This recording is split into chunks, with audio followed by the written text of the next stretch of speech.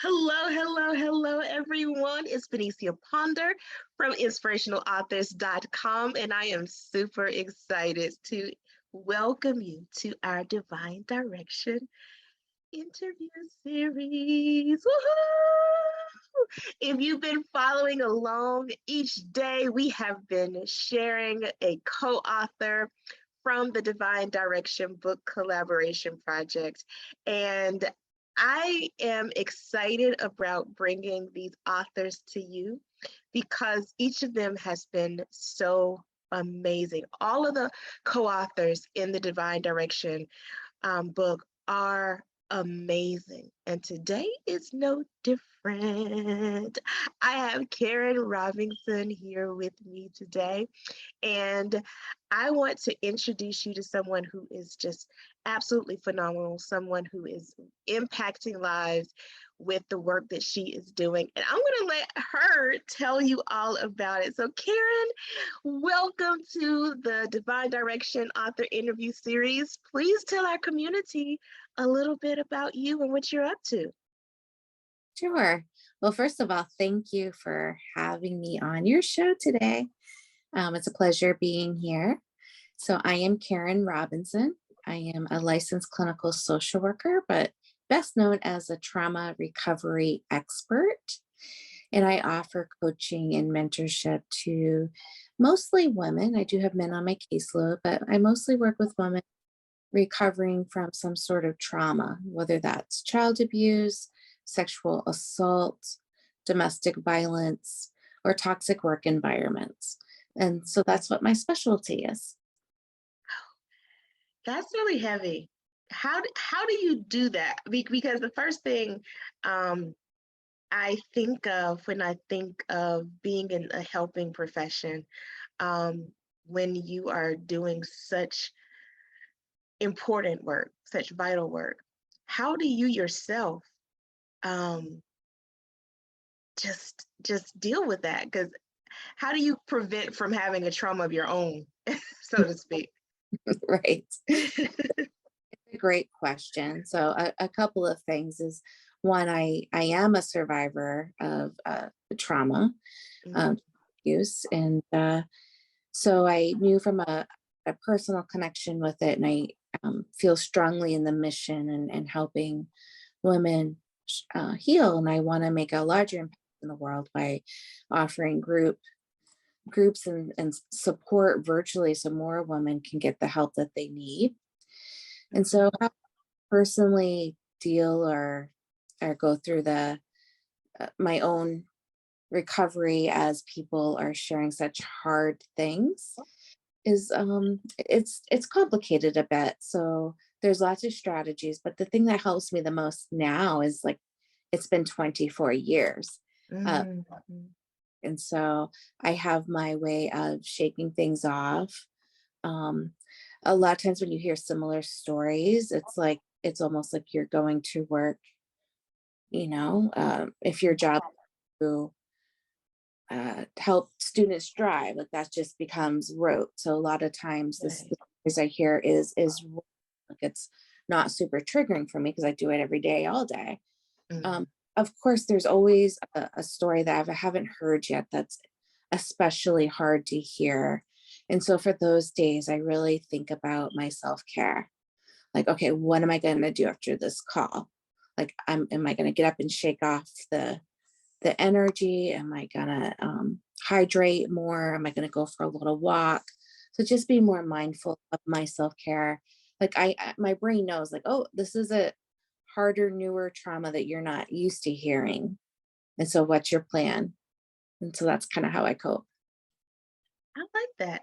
I like the fact, I like a lot of things about what you said.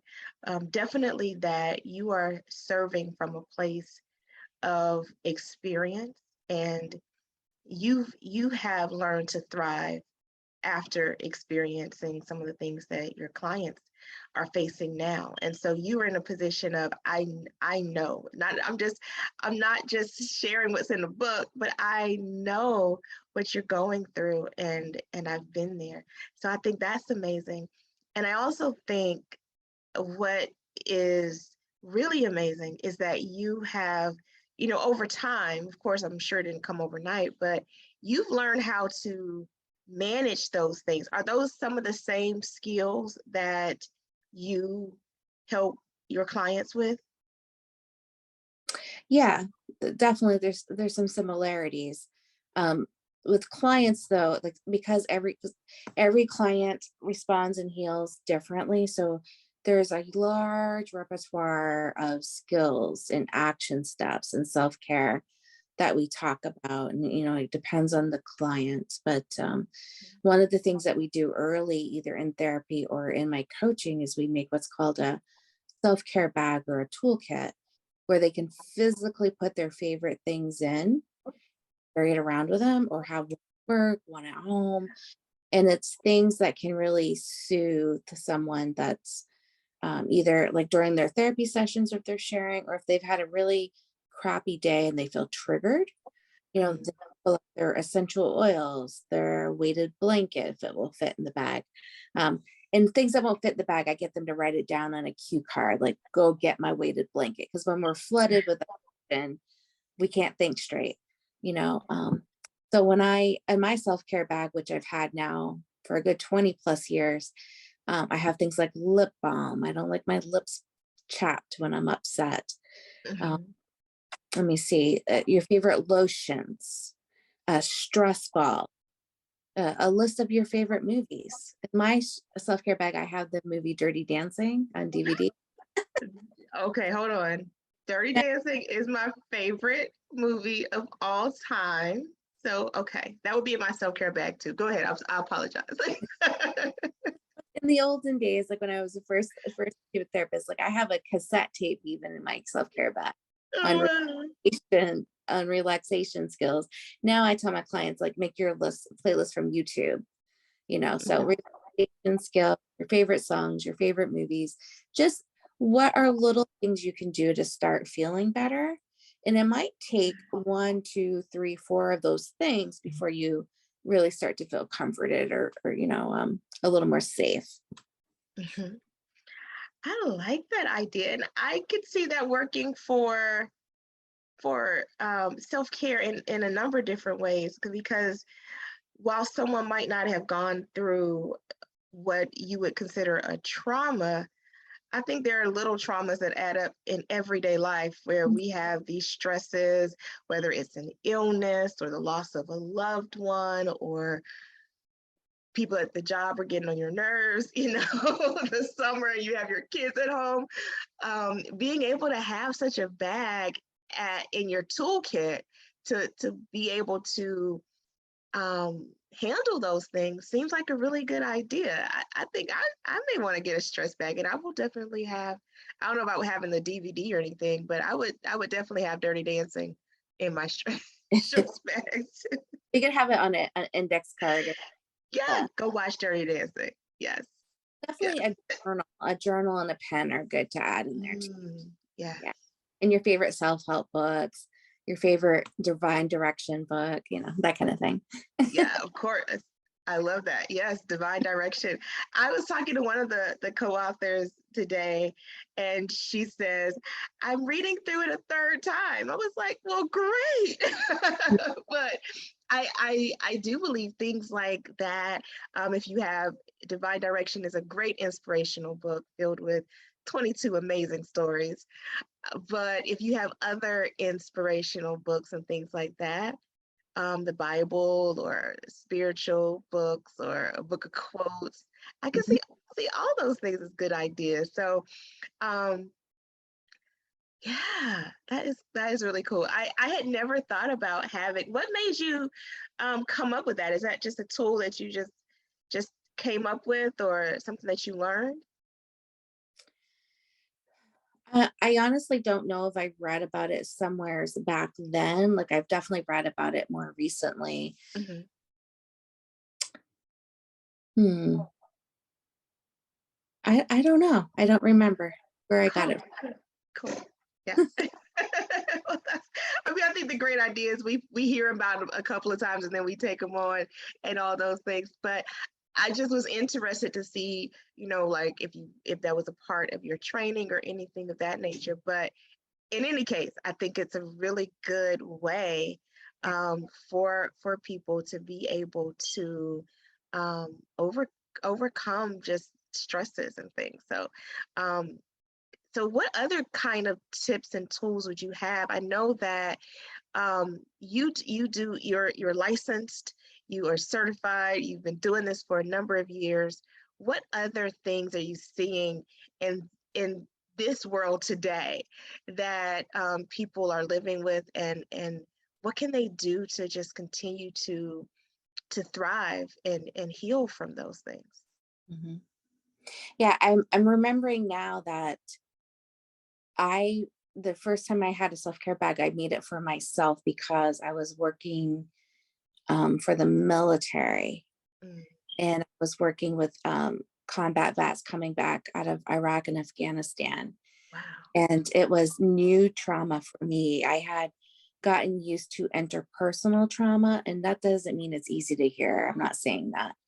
But Right. whenever I get flooded with new traumas and the experiences they shared, it was very difficult. And so I brought my self care bag. I made a self care bag and brought it and left it at work for me between sessions. Um, and of course, I couldn't watch the movie, but it was a reminder, you know. Mhm, So mhm, then once I made my own, I started showing my clients so they could have that same idea. mhm. Some other tips and tools that I think are really helpful is when people get in the habit of journaling, like make it a regular habit where you're just free writing any of your thoughts and feelings and questions, just anything out of your on your heart, in your head. I call it brain dumping. So Yeah. just get it all out. That's a technique. Um, and for trauma, there's two things, like our head and our body. We're still one body, but the medical and mental health field of sort of like act like our heads cut off, and we get physical health and mental health. But Right. for mental health, the biggest thing is working on how you talk to yourself, Mhm, learn to have more self-compassion. So I recommend Dr. Neff, NEFF. Her mhm. book, Compassion, I think, is a really good resource. And just catching yourself criticizing and change that tape in your head. Like really question the logic of our beliefs, because sometimes we walk around believing and saying things to ourselves that are not true. There's no evidence. So learning how to question that, that's also some skills I can teach. And then changing that tape, so the head. And then for the body, because our body never forgets trauma. Our body holds on to stress like nobody's business. And Mm. so learning how to really listen to your body and honor your body, doing a lot of self-care, whether that's yoga, massage, um, floating pools, acupuncture, meditation, like just really doing things that engage the progressive muscle relaxation, where you're tightening different parts of your body, holding it for 7 to 10 seconds, then releasing, learning how to control your breathing and breathe in a deeper way to bring oxygen into all of your organs. It resets your parasympathetic nervous system, which helps when you're in fight or flight, when you're triggered. So Right. learning how to breathe, really taking those true deep breaths that, those that go to your belly or the bottom of your diaphragm or lungs, is the right way to do it. And it takes practice, takes a few seconds of your day. So I Yeah. hope I answered your question. I could talk about that for like 8 hours. So No, I love it. I love that you are a wealth of information and resources, and I would definitely encourage those of you who are checking out this interview to check in with Karen and find out some more about her tips and tools. But what it all seems that you're talking about is really showing grace and compassion for yourself, like flooding yourself with love and that positive energy in those moments when you feel the most triggered, or you feel the most stressed, or you're reliving that trauma.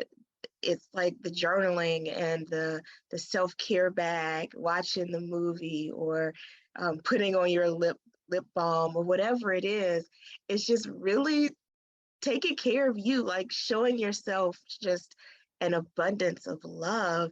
And from that energy, then you're able to kind of soften, soften the blow. I'm not sure, but it just feels like that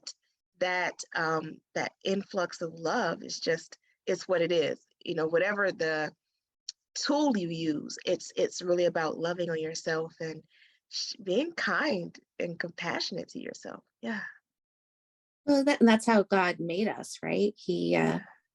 We're made in his image. So we're made with love, in love. And so we only serve him better when we truly love and appreciate ourselves. Yeah. Yeah. So we're thinking about divine direction and the sharing of stories. And a lot of times people will ask me, well, I've been through something big and it really hurts to share.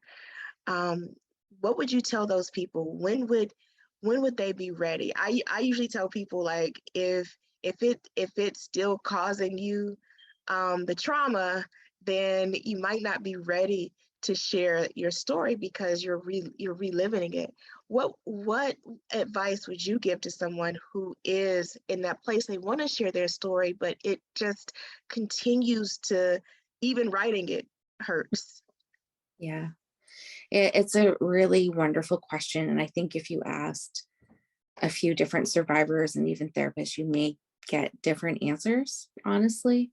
Okay. So a couple of things is, um, if you're asking the question, it might mean just sharing another story, for that first time, right? Sharing something that, it's still telling your story and it's vulnerable, but maybe not the most vulnerable story, and just see how that goes. And that's how I started. I think you and I are also contributed to Kelly McClossy's book. Yes. And so my story in that, it was hard to tell, but it wasn't the first time I told it to Mm. a couple people in my life. It was hard to write, but I knew that I knew that there were harder stories that I wasn't ready to tell, right? And Right. so even when I wrote for your book, I had the feels. It was really difficult. And so I just used my self-care for that. But I knew I was ready. And how I knew that I was ready is I was just tired of pretending that life is a-okay, and I never want someone to see me and think, oh well, she has it all together. How she can't be helpful. Because I don't, and I still don't have it all together. And so for me, telling my story and hearing other people's stories is freedom. You Mm. know, it's being able to express that. But if it's causing too much pain, mm, maybe wait. You can write it out, but maybe not share it yet. Mm. Maybe after you write it, talk to a therapist about it. Don't go on a podcast and it's your first time telling a story. That's no bueno. Yes. Yes. Because the host is going to feel like they're exploiting you. If Mhm. individual, our traumas aren't meant to be entertaining. They're meant to, when we share our traumas, they're meant to help other people get through theirs. Yes, absolutely. And I totally agree with you on that. Um, our stories are meant to help others, because it's been stories that have been shared. It's been other people sharing their experiences that have that's encouraged me in so many different areas of life. And I can remember one particular time when I this was dealing with um, my marriage, my first marriage, and my only marriage. Let me say that. Dealing with my marriage um, and the end of it. And I was so embarrassed. I was so filled with like shame, and I was like, I didn't want to tell anybody. I would always pretend like, oh, everything is good. Um, and I always felt like God wanted me to talk about that more, because other people might have been going through it, but I just couldn't. It wasn't until this was back in the Periscope days. I don't even know if you've ever been on Periscope. This is way back in the Periscope days. And I was watching someone share almost the exact same thing that I'd gone through. And it made me feel like I wasn't alone, number one. And it also made me release some of that shame and that feeling of I have to hide this from other people. And I wanted people to be able to know, hey, I can, I've been there. It wasn't a part of my business. It wasn't a part of my platform or anything, but even being able to share that with other people, friends or people who I meet, her sharing her story helped me to have the confidence to share more of mine. So I definitely agree that letting your light shine for others is always, that's the ultimate goal of it all. Yeah. Yeah. Yeah, I agree with that. Yeah. Cool. So what was your experience like in the Divine Direction Project? I'm asking all the co-authors this because I want our community to know. I am encouraging people, if you are in a place where you are ready, you're healed enough to share your story, then I want to help you get it out. So I'm asking all of our co-authors what their experience was working with the Divine Direction Project so that they can give a glimpse to others who might be considering joining the next collaboration. Yeah, I'm happy to speak about that. So part of the decision making for me is because there are a lot of publishers and authors looking for people to collaborate books. But what I look for is fair pricing. So this project definitely met that criteria. If there was going to be editorial support, and that was also a part of that. And just the mission of the project, it's very clear from the beginning that it's a project that's spiritually ordained, for lack of better words, maybe not the words to use, but something that was on your heart to make a difference. And it's just clear in the title, so it just felt good to be part of a project that people would look to read and just get some, help. You can be Christian and be a wreck, you know. Yes. And it's evidence in the Bible that God loves us wrecks more than the people that got it all together. So Well, he loves me extra special then. Yes, absolutely. I do believe that to be true, that you don't have to be perfect. God.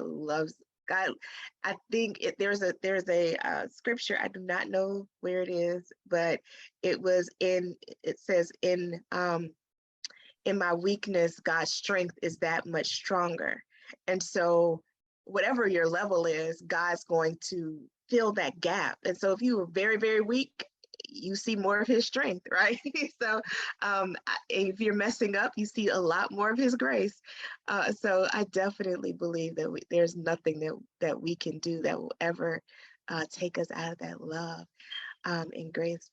I thank you, Karen, for being a part of the project. I thank you for sharing with us today. You have given me a new tool to definitely use. And I believe that you've given a lot of wisdom about practically handling trauma for our community. Are there any final words you want to share? yeah, sure. I think the biggest thing to have in your journey is hope. Mm. So really thinking about where your hope comes from. And I have a free tool. Is that okay to share that? Absolutely. Oh, Yes, please. yeah. So it's my website is Heal Thrive Dream in backslash, and then it's help hyphen tool. In Okay. the help, I'm sorry, it's hope, not help. It's hope, HOPE hope-tool. And the hope tool is something that I created to help you figure out your sources of hope. It's okay if you don't know on the top of your head, but this tool helps you look at opportunities, purpose, um, people that in your life empower you, who support you. So it asks some journaling prompts to work through and just some tidbits of information to help you get going on your journey. Once you have hope, anything is possible. And as TD Jakes would say, don't walk towards your dream, but run. So run towards your dreams. And it just takes a little bit of hope to do that. I love that. And we will include the link directly to that resource in the description for this episode. Thank you, Karen, for sharing that. Hope, it does all start with hope. It definitely does. So thank you. I encourage you all to check out Karen and all of the amazing resources that she has. Definitely, as I said before, the link to that hope tool is in the description. So you'll be able to take access. I didn't mean to say access, advantage of that free resource. I thank you all for joining us for another author interview in the Divine Direction author interview series. Again, I am Benicia Ponder from inspirationalauthors.com. And if you have not already picked up a copy of Divine Direction, or if you have not picked up 3 to 5, 7, 10 copies to pass along to your friends and family, then I suggest you go over to inspirationaldevotionals.com to pick up your copies today. And at inspirational.com, inspirationaldevotionals.com. In addition to picking up your copy of the book, you can also find out more about all of the authors, as well as submit an application for our next book collaboration project. Thank you for being here so much. Until next time, I am wishing you an abundance of power, purpose, and prosperity. And remember this, you are indeed the light of the world. And it's time for you to let your light shine. Bye-bye.